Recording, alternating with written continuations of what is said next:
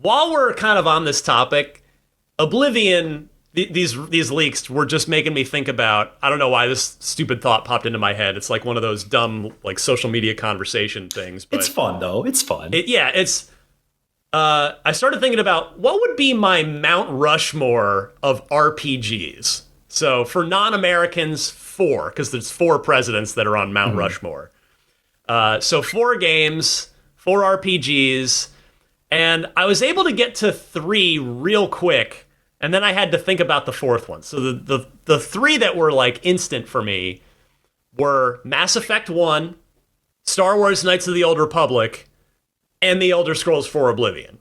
And then the 4th one, I thought about it for a while, and some people out there might try to fight me and say, nah, it's more of an action RPG, but kind of back in the day, this was just regarded as a role-playing game that happened to have just like real-time combat rather than turn-based.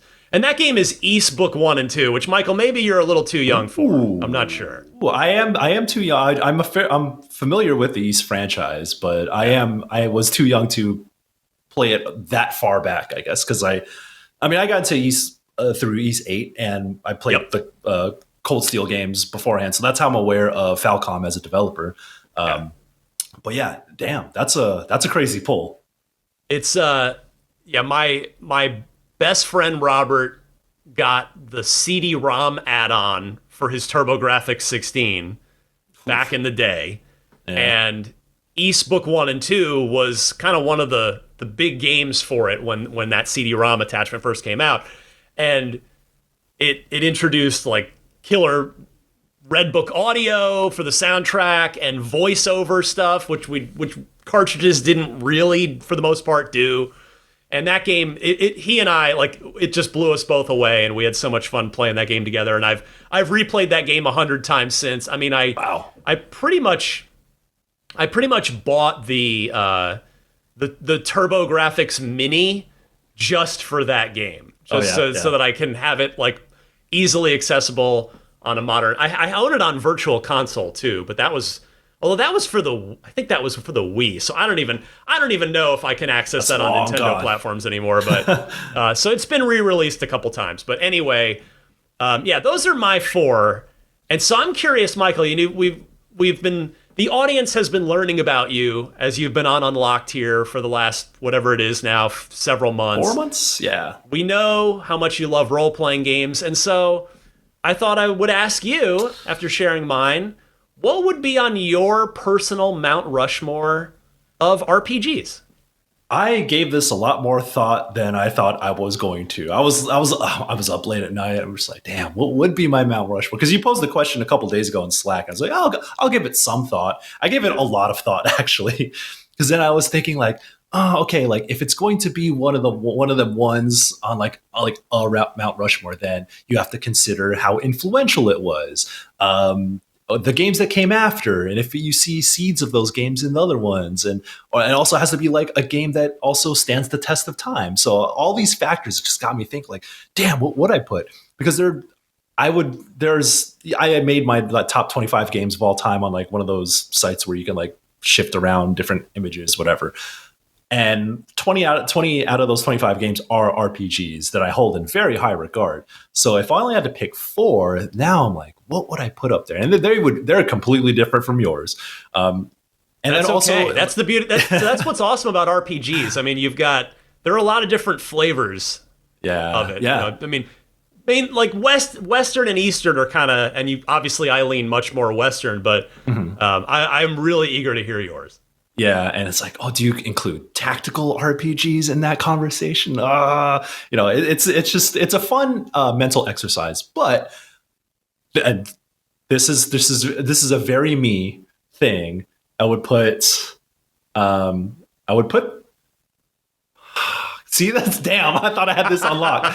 I'll just go. Okay, off the top of the brain. Okay. I'll say Persona 5. Can I guess one of yours first? Can I guess? Yeah. Guess the other. I feel 3. like I've heard you talk. Is Persona 5 on your Mount Rushmore? Yes. Yeah. Yeah. For Okay. Sure. Yes. I think I've heard you talk about that game enough. That's like, yeah, I think that would be on there, but I don't think I could guess any of your other 3. So go ahead. Yeah. I have Persona tattoos all over me, so that's a shoe in. And then so you have to have a Final Fantasy, and then it's like, okay, well maybe we do the one franchise rule. And then I was like, which Final Fantasy? And I would go with Final Fantasy 14.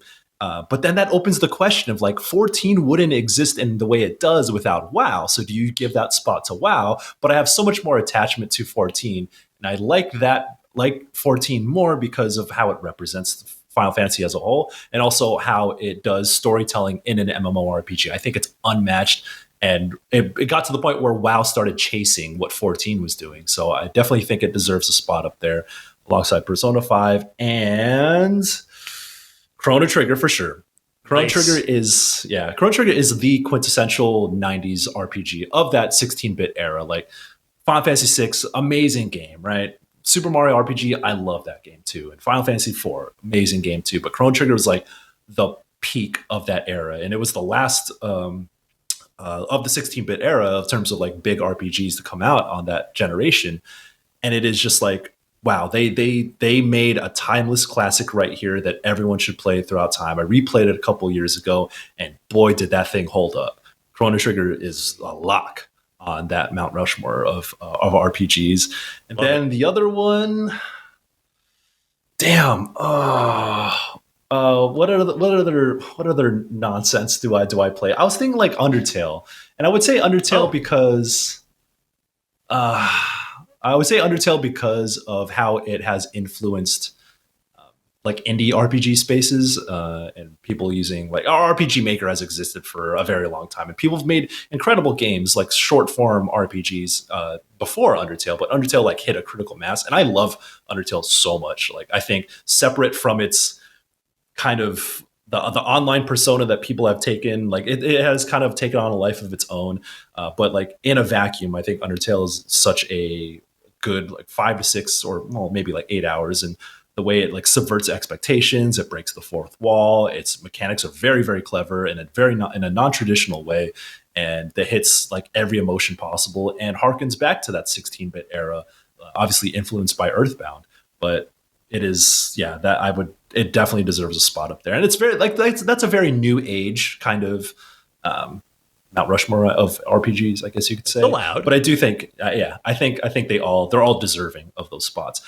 I am forgetting one that I actually thought of instead of Undertale, but I'm going to kind of leave it at that as I flip through my top games of all time list. That's definitely not on my notes app, because why would I do that? Let me ask you this. Yeah. If Clair Obscur, the full game, delivers in the way that the preview did for you, so if it kind of carries that vibe throughout, could Clair Obscur crack your Mount Rushmore? Is that just like too tall of an order, or is it too soon? I think it would be too soon, but it's nothing against Clair Obscur. But I mean, we'll see when. Who knows? That game could go in so many wild directions that I cannot even predict. But I think it is, in a way, it's kind of like this is a game that is influenced by those, that is so clearly influenced by those games. Not to say take anything away from it or to say that it's not doing those things well, because it very much is from what I played. But it's like, this game does not exist without those other kind of pioneers. So I would say that part of the conversation has to be like, oh, did these games pioneer something? You see Persona 5's influence in so many games now, and you see Chrono Trigger's influence throughout the years. Undertale, same thing. Final Fantasy 14 is, it inspired its inspiration. So in a way, the apprentice had become the master in the MMORPG space. So that's just kind of like what I'm thinking there. I love it. Good stuff.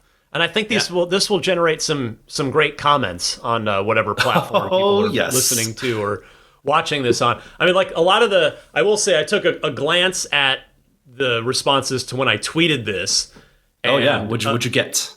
The most common one I saw, which completely viable, like great pick. It wasn't for me, but The Witcher 3 was on a ton of people's Mount Rushmore lists. And again, that is 1,000%. I think Skyrim and Witcher 3 would probably be on a lot of people's lists. And then you throw in a Final Fantasy. I guess it depends maybe how old you are and kind of which one you grew up with. But yeah, there's just there's you could go a million different directions with your own personal Mount Rushmore of role playing games, and it's too much. And you and I went in completely different directions, and they're both equally all valid, right? So that was fun. We'll have to do this for other genres as they come up, kind of week in and week out. And also, like, once Miranda comes back too, we gotta pick her brain on this too. Yes, I'm actually like very curious to what she would say. I know she would put Undertale up there too because she's a sicko just like me. Yeah, and when Doom comes around in the next, actually, oh my goodness, we are less than a month away from Doom. Yes, yeah. Because we're recording this on the 16th. It's out on the 7th. This episode's out on the 17th. Doom's out on May 15th. So you just got your new PC, also, right? It is right over. Yeah, I haven't even had a moment to plug it in, but it is like I am dying to set it up, and it will be ready for Doom. So yeah, the Mount Rushmore of first-person shooters will be coming up in maybe 4 episodes from now. Yeah. We'll do that. I'm already thinking about it. Good. Put in the research on this one.